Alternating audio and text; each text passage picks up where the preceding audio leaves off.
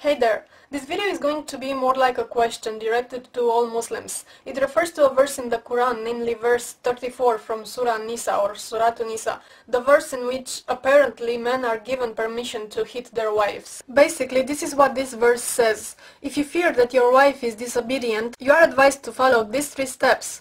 First, you have to talk to them about the problem. If this doesn't work, just don't sleep in the same bed with them. And if this doesn't work, hit them. Granted, you must not hit them on the face and you must not leave any marks on them. Let's analyze this a little. This verse refers to disobedient wives, but what is a disobedient wife? The Arabic word used in the Quran is nushuz, which means she takes a stand against her husband, disobeys him.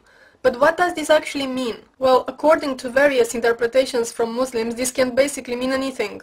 From not taking good care of the house, not being a good cook, talking too loud, to not making herself pretty enough for the husband. Now about the hitting part. Before we get any further, I want to clarify that it is not a mistranslation, and the word used in Arabic is wadrubuhna, which means hit them.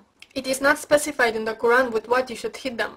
Some Muslims say that you should hit them with a hand, others say with other things. And some moderate Muslims, who I suspect want to tone down a little the verse, say that you should hit them with a toothstick, or with a feather, or with a paper tissue. But I repeat, nowhere in the Quran is this specified. There is another verse that moderate Muslims like to bring up when talking about this subject.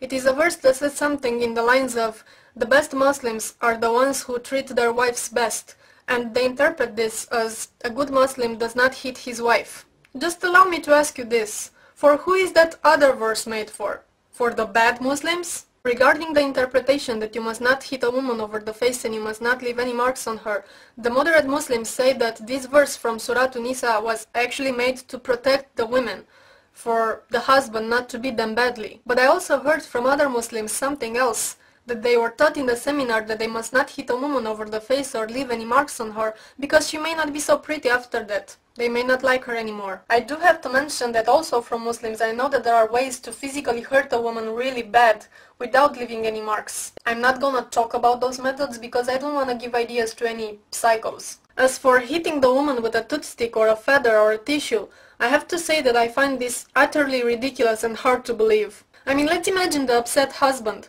you know, his wife being disobedient and all. So first he talks to her, but nothing good comes of it.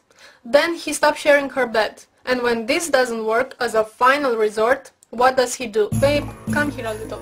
Come on, honey, just a bit, come here. You know, I really hate to do this, but you give me no choice. Just turn around a bit, come on. Don't you ever do this again, you hear me? Don't ever do this again." And she will obviously be like, "You know what, darling, when you talked to me, I didn't understand shit.